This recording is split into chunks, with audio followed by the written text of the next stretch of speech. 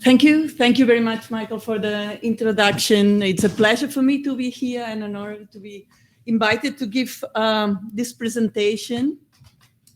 So I will be talking about visual analytics in biomedical applications and explain a bit the type of work we have been doing in recent years, and I hope is interesting to all of you. First, I want to introduce a bit where I come from.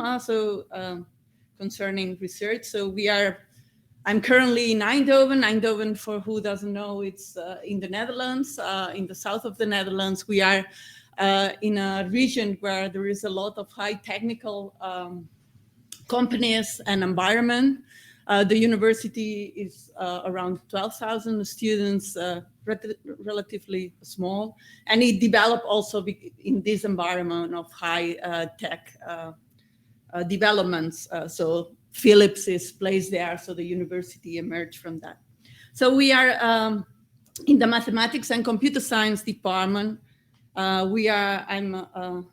have the pleasure to be the chair of the visualization cluster in our group, where we develop different research in the direction of visualization.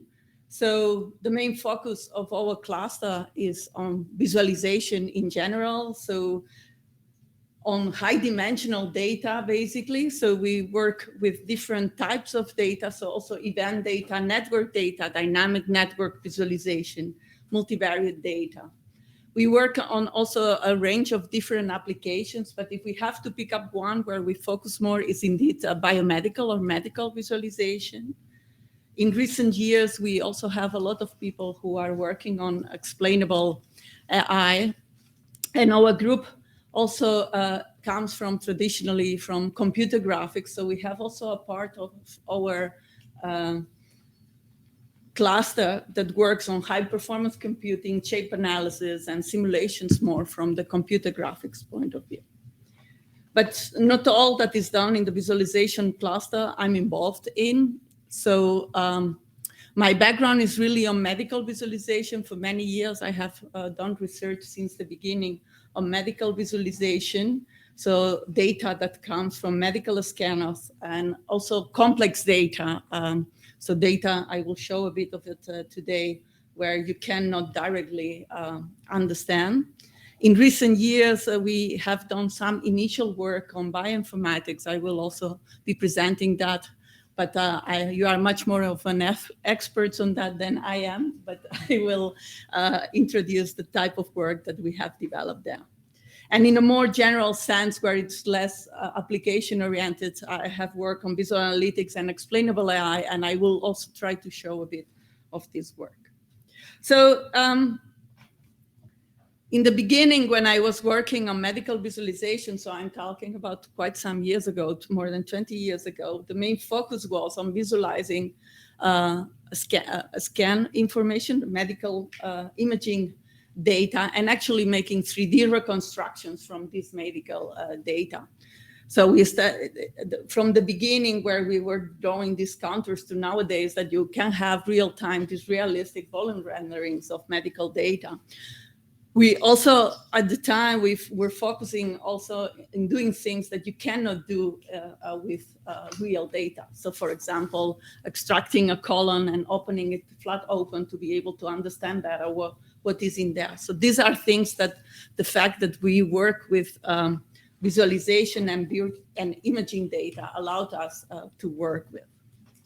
So slowly, I moved, as I said before, towards working with imaging data that was complex, in the sense that on the initial, radiologists were looking at the data and were able to make mentally the 3D reconstruction. But the scanners have evolved in a way that they can acquire information that actually, looking at the 2D images, radiologists cannot make up what is in the data.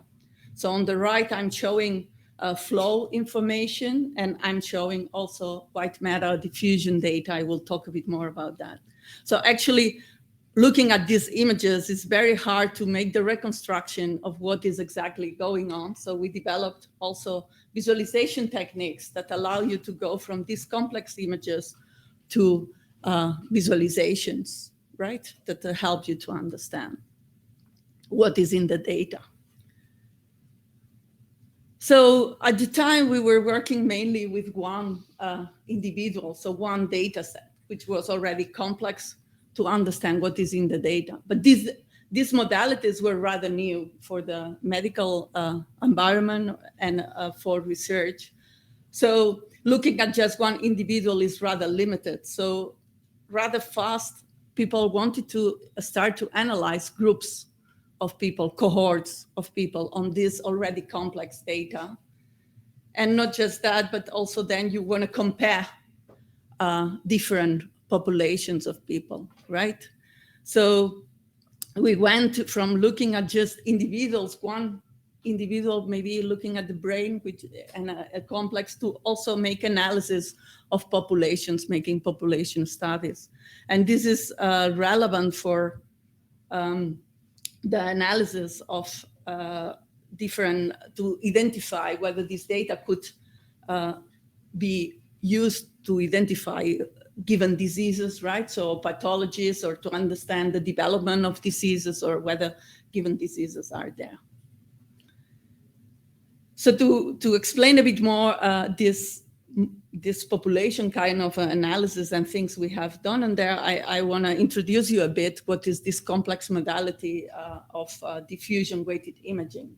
So I just showed these images that were converted to brain structure. So in our bodies, we have complex fibrous structures like the white matter, which is the connections that we have in the brain, but also the muscles and so.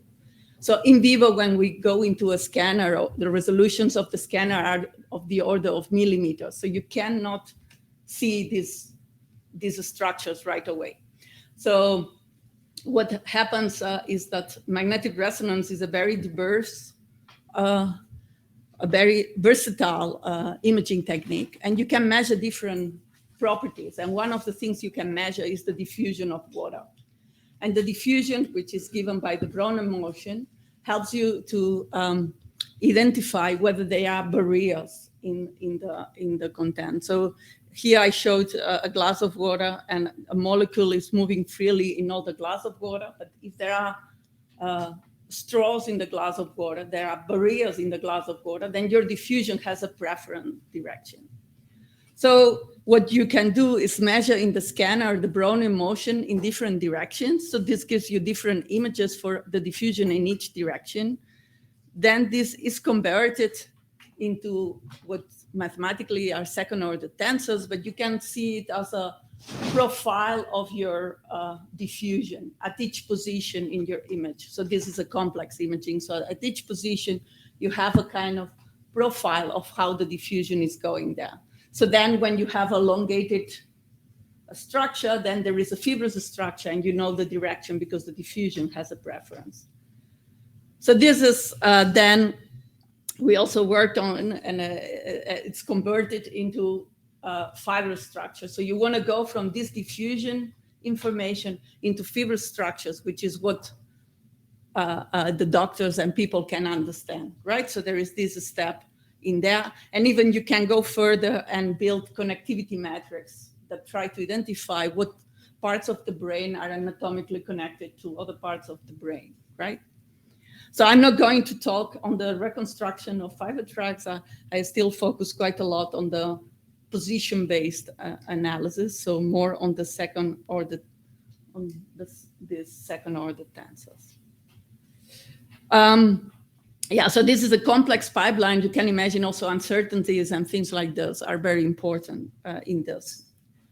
So when we look at population, so one way that actually researchers look at this data and try to analyze this data is mapping the brains to a standard brain, right? And then comparing voxel-wise how these positions are different from each other. So what you have is that then for each position, we have a representation of these second order tensors. And you want to compare that between populations, yeah? So the question is how we can do that. The second order tensors are rather complex entities. So how can we do this? So usually people, what they do is they use they simplify these tensors to single scalas, and they look and do statistics in one single scala variable. But this is simplifying the information a lot, right? So we are going from this 6-dimensional structure, which has correlations between the different elements, to something that is just one scala. So ideally, you would like to have this kind of box plot, but on the tensor itself. Yeah, and it's not a straightforward how we can convert this box plot, yeah, idea to the tensors. There are indeed mathematical ways of you doing statistics on second tensor data. So we can calculate the mean tensor based on some mathematical properties. You can also calculate the variance, which is a fourth order covariance matrix. However, these entities are very hard to understand for the end users because they don't are oriented towards the intrinsic characteristics that the doctors or the researchers are interested in. So it's very hard to interpret how this fourth order covariance matrix, what does it mean actually for my group or my data? So what we have developed is trying to take into account the intrinsic characteristics of the tensor that are interested to our users, which is basically a scale, orientation, and the shape itself. We develop glyphs, so which are visual representations that summarize this group of information. So then you get a field of data in which for each position you have a summary for ensemble in which you can see, okay, how the shape varies, whether there is variance in orientation, and how is the angle also varying. Then you want to be able to compare also these ensembles. So comparing tensors themselves is already challenging. So you can do things like I'm showing here to the left. So if I have two tensors and I want to show them, you can do this kind of checkerboard, again, oriented towards the fact that you want to show the differences on the elements that you are interested in, and then show actually explicitly the difference rather than next to each other, juxtaposed. That is much harder. So we can extend this, and that's what we did, to this comparison of ensembles. So then you have these groups here, right? So this would be the summarize of group 1 for this voxel analysis, summarize of group 2. Then we can join them to show these differences in these intrinsic properties. But you want to have different levels of detail because we want to show them in a field. So basically, what we have done here is to carefully design our glyphs such that they can be understood and that the users can extract the information that they need. In the application, these glyphs are just part of the overall exploration. So you need to develop. So we have to go beyond just visualizing, but also interaction becomes a very fundamental part of the analysis when we do this kind of cohort analysis. So we have different levels of detail in our data such that we can identify where is the interested aspects I want to explore, and then slowly you go and you get more detail in the data. And also you can explore the data on these intrinsic properties. So we went from more visualizing one data to have to very important to have this intrinsic interaction on it. So extending a bit on this, going from one to many, recently we have been working also in pangenomes. So to some of you, it might be familiar. So when you are doing genome analysis, then you look at the sequences in relation to a reference. The issue with that is that if you look at the one single reference, your results are biased according to the reference that you have taken for your analysis.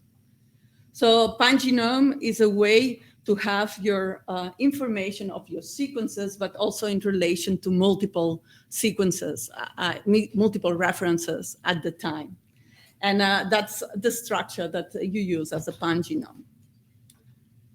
So in our work, we are collaborating with people from Wageningen who have created these pangenomes, or they have developing these pangenomes. These pangenomes are these complex graphs that show this information, that contain the information of multiple references.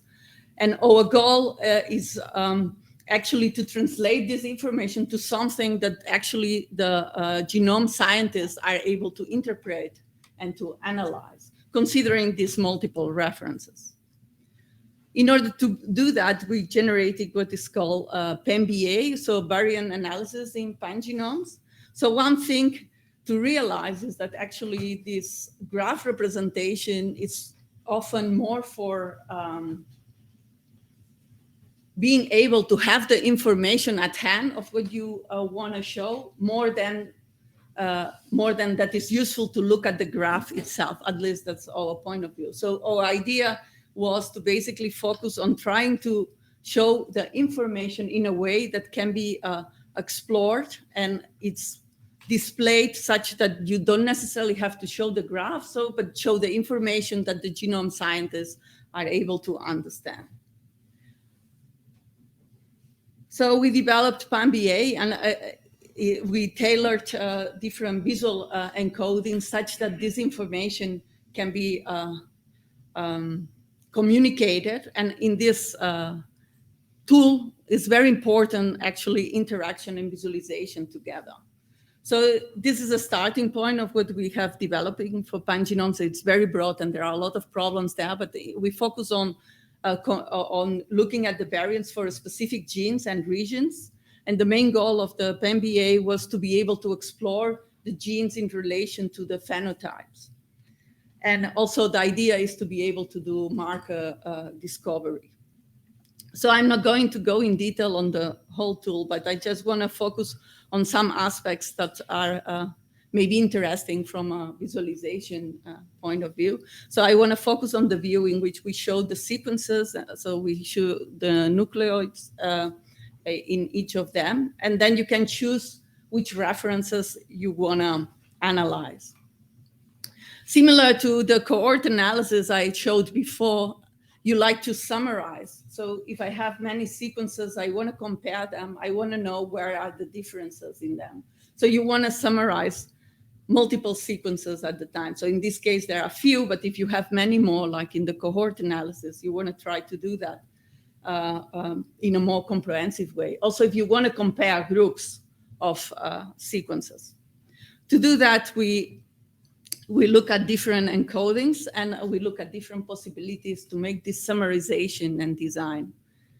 So here, each column is a different design we're looking to. So in some, you preserve the amount of variants that you have, or the quantity that you have for each different nucleoid. And in the last one, you just look at whether some are present or not. Through user studies and evaluation with the users, we ended up choosing the last column. This doesn't preserve the amount, but it preserves the patterns. So it's easy to identify which are the elements that contain a similar pattern to each other, a similar amount of similar variance in the sequences.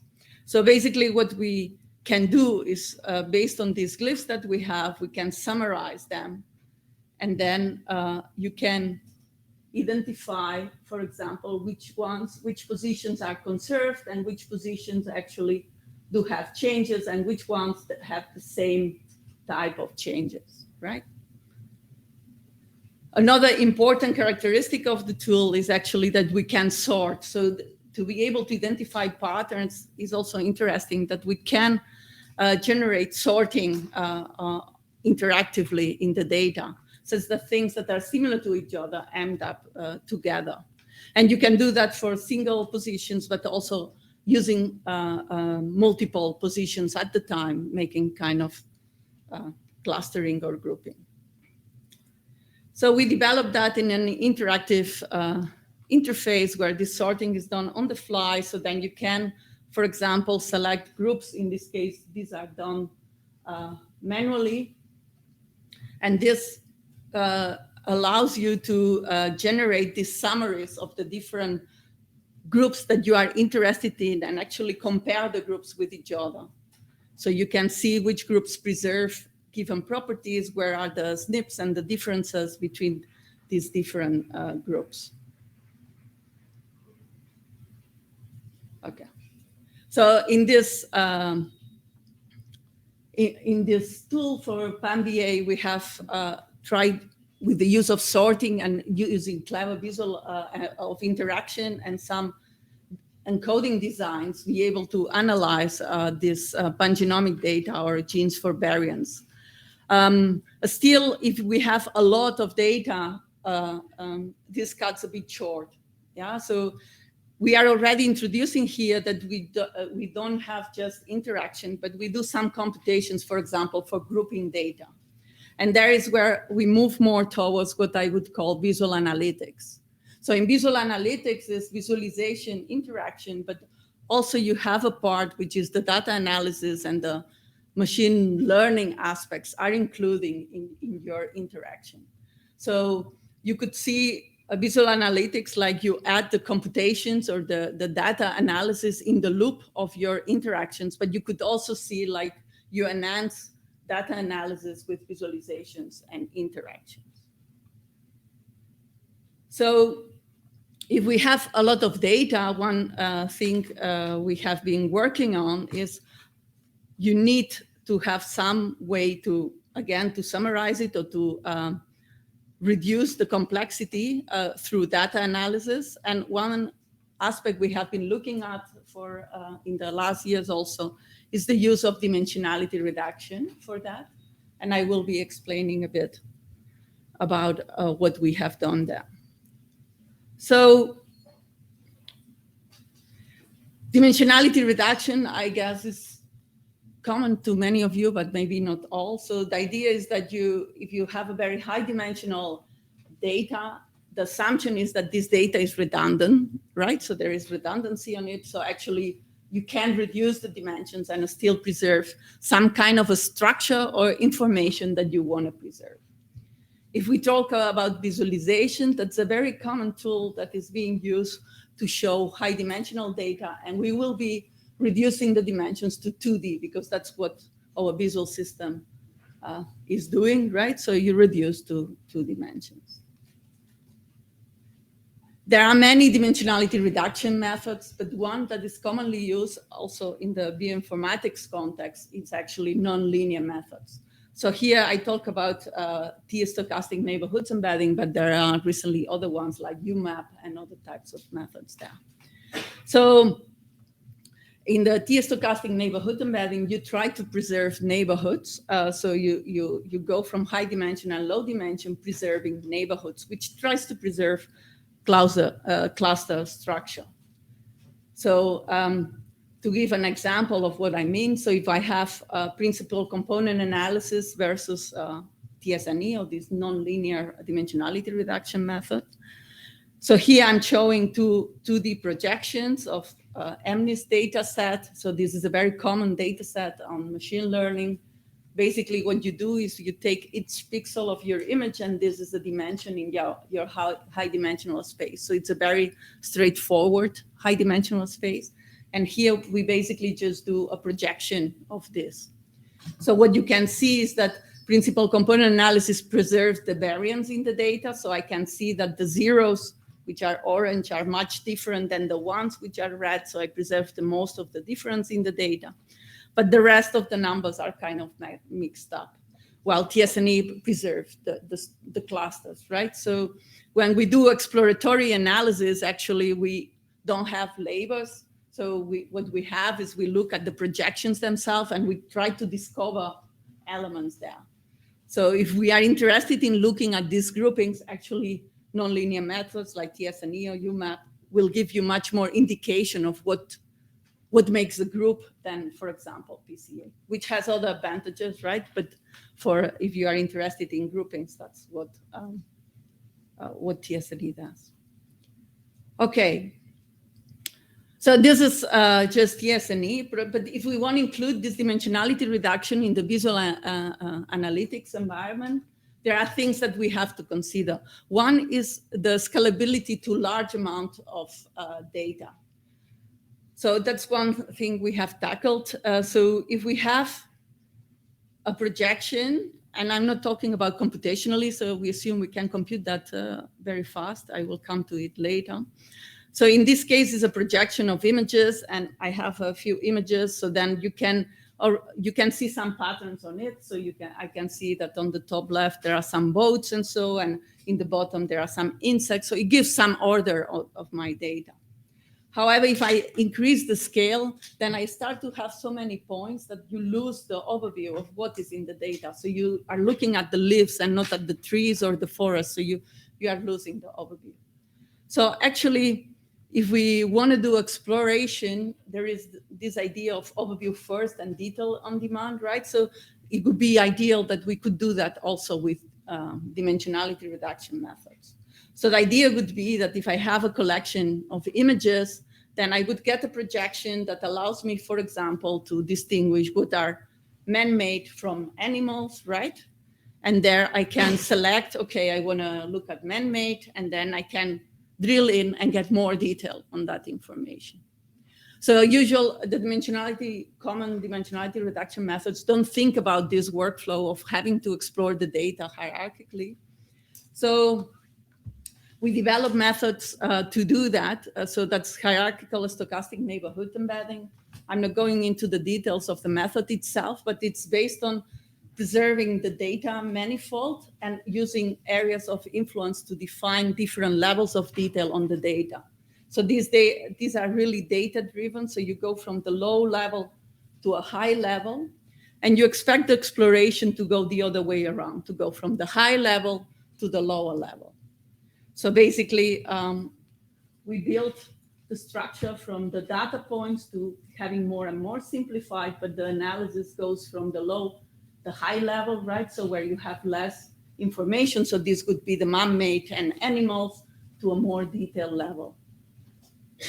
So I will show a bit the examples now. So we applied this, actually the motivation for this was based on mass cytometry. So we collaborated with immunologists from LUMC, where they have mass cytometry data for single cell analysis. So they have cell sustained, and they have features that go from 40 to 100 elements, and they have from 100 to 100 million of cells that they are using. So the idea is they want to identify, their goal is they want to identify new cell types or odd cell types. So we used this hierarchical way to analyze the data on the framework of this mass cytometry in a tool which is called Cytoexplore. So what you saw now is at the higher level of the data, then you can select a group that you find interesting for some reason. And then you can interactively say, okay, I want more detail in this group, right? And then you go a layer lower, right? So it's here, like I say, okay, I want to see the animals. Now I'm looking at the animals. So you have a layer lower of the information. The dimensionality reduction itself doesn't give you more information than the points that are grouped. So you always need to have other views, like, for example, the heat map here that gives the information per group that you are looking at to then go back to the features and be able to relate it to that, right? So then you can, again, look at this level, and if you are interested, you go a level further. And you can use it to detect, to get, again, the data without having to simplify or remove data points from there. And then you can see how the data is in the full detail. Like, for example, now we went one level lower, and we can see that there are some cells that have a different behavior than the overall rest. Okay, so this tool is actually being used by LUMC for their analysis of single cell data. So one thing, it's also important, and I just want a glimpse on that, is that doing this dimensionality reduction techniques are computationally expensive. So usually it takes time to be able to compute this. If you want to embed that in a visual analytics environment, you have to do something about that, because you need low latency to have this interaction and this dialogue between the machine and the computer. So actually what I showed before does have some computation optimizations that we have done and we have produced to be able to get this real time. So one thing we rely on is in progressive visual analytics. So you saw that the embeddings were not appearing immediately as complete, but they were evolving through time. So what we are doing is actually computing approximations that are being refined through time, instead of just waiting for the full computation. So this is a concept that is interesting in the visual analytics world, and we can help in improving this dialogue. And there are things that have to be taken into account, like, okay, uncertainty, yeah? So that you are not you are showing approximated results, but it's interesting. We also made use of the GPU and helped in the optimization of the processing itself by making changes in the way things are computed to make it more efficient. So actually, there are also still a lot of interesting things that dimensionality reduction can, or future research directions that can be used for dimensionality reduction to be applied to. So one is on high dimensional images. So now I was talking about single cell, but there are also ways to compute the same information, but they are organized in an image. So then you have the combination of a spatial and high dimensional data, so a spectral data you have. And then there are things that appear, like, for example, having textures in this high dimensional space, how you do this dimensionality reduction techniques when you want to consider also this spatial information.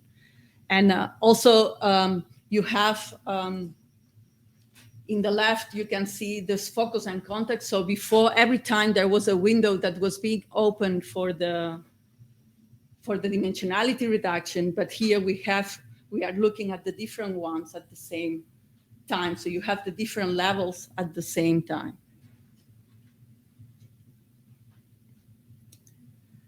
So if we talk about high dimensional data and the use of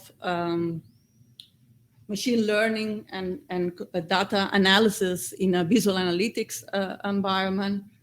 So one important aspect is also using it for explainable AI. So I guess you are familiar with the pipeline of machine learning, right? So we have data, then there is some feature space or classify, and then we get some conclusions out there. In all these aspects, there is humans involved, either by labeling the data or defining the features or defining the classifiers, or at the end, the decision-making process to understand what is in the decision that is need to make from the output of the classifier. So usually these models are treated as black boxes. And in recent years also we had deep learning methods that has been developing, in which actually these features become even more abstract and difficult to understand what they are doing. And for multiple applications, it's actually interesting to be able to look into what these different models are doing. So for diagnosis, understanding, or refinement. So if we talk about diagnosis, it means we would like to understand what the model is doing, whether it's good or bad.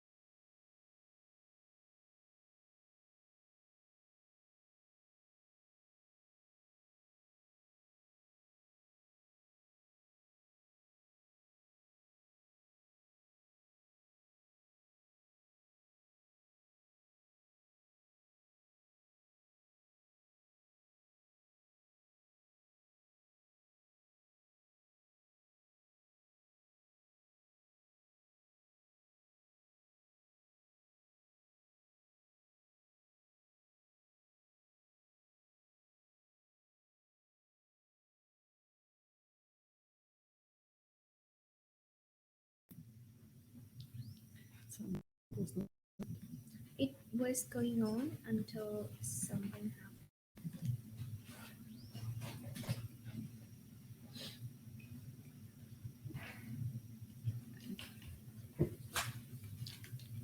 Hello? Next to you. And Okay. Where are my slides now? Okay, so I'm nearly done. I was saying that one other interesting, what can you be interested in when you analyze this high dimensional to high dimensional? If I apply some transformation to my input, actually, what is the transformation that the model is doing, right? So understand this transformation, this W there. It's the more general.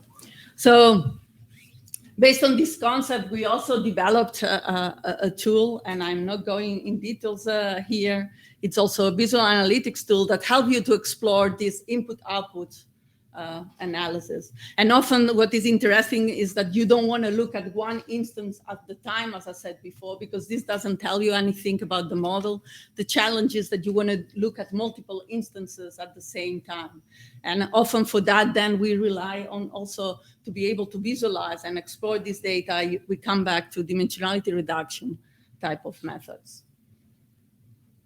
So if we talk about visual analytics for exploration, for explainable AI. So I talk about this for image, high dimensional image to high dimensional image, but there is many more that can be done. And we have done also work on comparison of models. So when you are developing your models, it's interesting often to also be able to compare them beyond the performance. Performance is not always the only thing you want to look at. So sometimes you would prefer to use other models because maybe they are easier to explain, for example. And then you would like to be able to explore and compare the models when they are behaving well, when not, which features they are dealing with. And also look at what the deep learning models are actually learning. What are the features that are learning there? So there is a lot to be done actually in visual analytics for explainable AI. So we started with visualization, and the data was complex and complex. We added interaction, and then you also need the computations on it to be part of the exploration analysis, right? So when you have really large amount of data, it's important that the computations are embedded in your visual analytics tool. Good. So overall, I hope I give you a glance and my view on what is visual analytics, and that is a powerful tool for biomedical data exploration. So although the applications were different, there are similar concepts on how we approach the problems like summarization and then comparison. And dimensionality reduction in a lot of visual analytics systems, we have dimensionality reduction, and in my opinion, is a powerful tool, but we have to develop methods that are allowed to look at it in an unbiased way, and also we have to make it feasible to be included in a visual analytics interactive system. And finally, I think visual analytics can contribute a lot on the explainable AI, and there is still a lot of work to be done. With that, I want to thank you all for your attention and open for questions.